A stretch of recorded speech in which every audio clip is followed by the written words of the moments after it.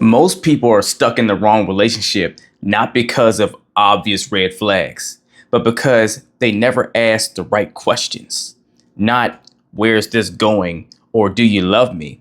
No, the kind of questions that reveals their emotional maturity, their vision, their partnership capacity. So I'm going to give you three questions that are relatively simple, but the answers you'll get from them, oh, they'll tell you everything you need to know, especially if you know how to listen beneath the surface, 5 levels deep. And how well or poorly your partner answers these questions, their ability to, the kind of answer they give, should say a lot to you about whether this relationship makes sense to keep trying to work through, build on, or if you might want to start really thinking about going another direction. And one key piece I want you to recognize about these questions is that they're all open-ended, meaning your partner has to give a response that requires thought, some level of substance, some type of effort. They can't be dead end answers like yes or no, or things that leaves you still wondering or without the complete picture. I want you to take note to that. Question one: what does being in a relationship with me require from you? Now, the reason why this question is so profound, even though it's a simple one to ask, is that it tells you and gives you insight to know if they've actually thought about what you need specifically, not just what they want to give you in the relationship. That is a huge importance of a thing, because if you're with someone that's only there being self-consumed in their own experience, and they do have love for you, right? And they're loving on you, but they're only doing it in the way that they see best, the way they want to do it, then that experience about loving on you is all about them, not about you, versus them giving a response that shows they understand you to a certain degree, right? And that they've put time and effort into learning you to be able to love on you the way you need, not just the way that feels most comfortable or natural or organic for them. So you want to hear things like, it means I need to work on listening when you shut down, not just when you speak. It means I need to learn to lead sometimes or step back sometimes based on what you respond to best. See, these are good answers because they show awareness of your emotional needs, flexibility, and personal responsibility.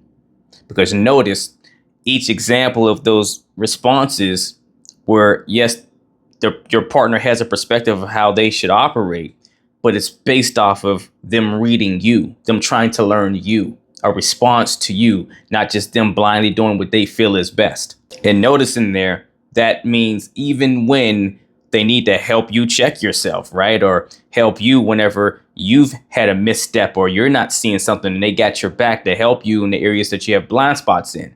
It's for, loving on you reasons, as well as holding you accountable, right? Helping you be your best self like you should be helping them do. Now, the kind of answers that should worry you to this question are things like, it just means I keep doing what I've been doing and stay consistent. Or something real basic like, I guess I just love you and be there, just be there to love on you, just be present, right? Something that's real generic and generalized to where it can be applied to anyone, but not to you specifically whenever they're in a relationship with you specifically. So where these answers can sound nice or okay or harmless, they're too vague. They reveal a lack of emotional attunement. If they can't name what your needs require of them, then they're not building with you, they're coasting beside you. Question two: what have you learned about yourself from our hardest moments? Ooh, this is a goodie. Because see, this reveals their capacity for self-reflection and growth. Can they look inward and say, where can I make some adjustments? Where can I improve? Or are they always in defense mode? The moment it even sniffs and smells like it's criticism, constructive or not, or whatever, they're already with the armor up, ready to punch back and throw blame back at you or deflect it somewhere else. Everything but stop and just try to take some accountability, or at least reflect to see if they should. The kind of thing you want to hear is, I learned that when I feel criticized, I shut down, and that stops us from connecting. Or I've realized I try to win the argument oftentimes, instead of trying to actually resolve the issue. See, these answers show ownership, pattern recognition, and commitment to evolution. They are willing to grow. Now, the kind of answers that should worry you are, I learned that I need to be more patient with you. Or I've learned that you're more sensitive than I thought. And I have to consider that whenever I'm talking to you about different things. Where they're subtly making it about you. They're not reflecting. Oh no, they're reframing the blame. And you're in the center of that frame like a picture. And the third question is a gem. When you picture our future, what is the hardest part of it for you? Everyone imagines the good parts, but real partnership means preparing for struggle, sacrifice, and tension. So the answers they give you to this tells you what they fear, what they doubt, and how honest they are. What you want to hear? Honestly, I'm afraid I won't always know how to show up for you, but I want to learn. Or I think letting go of some old habits and independence is going to challenge me, but I'm ready for that. Now, these answers are great because they show vulnerability and willingness to face growth edges, not avoid them. But what should worry you is, I don't really see anything hard, to be honest. Or, look, I just want to think positive about our future. I just want peace. I'm not trying to deal with any drama. Translation, I don't plan to grow. I just want comfort. I want it to be easy all the time. I don't want to face those hard moments that come along, right?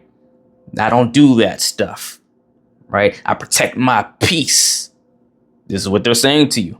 They're saying whenever you run into that brick wall as a couple, as a unit, and whatever you're facing, they are not going to deal with it. And if things ever do get hard enough, they'll tap out and blame you for ruining the fantasy, right? Because taking accountability, facing conflict, leaning in and owning part of the problem and trying to find a resolution, that's not their strong suit at all, right? They may put a light attempt because consciously they're not thinking that they want to avoid problems and all those things. It's usually a subconscious thing.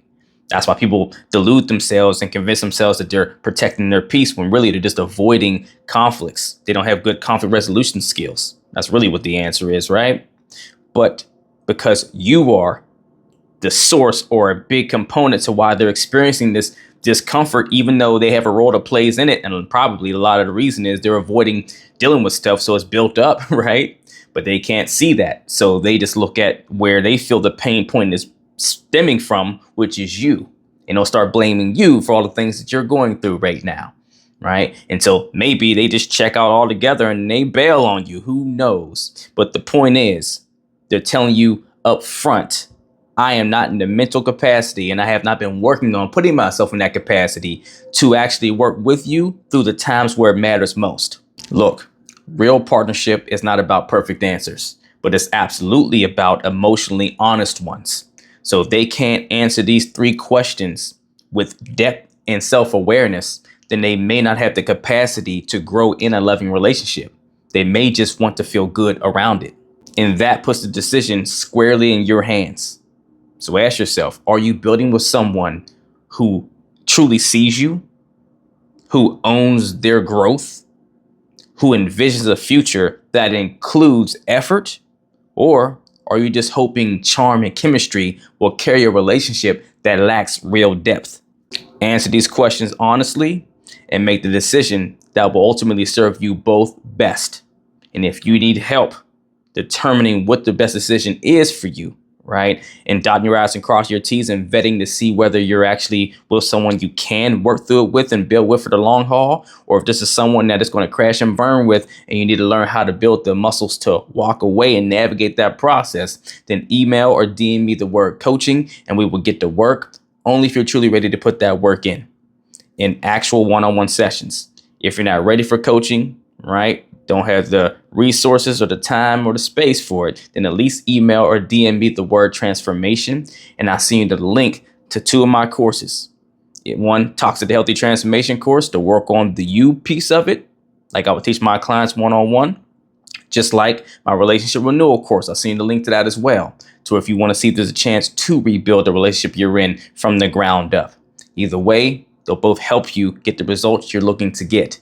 So do something to get in the race. Let's get it.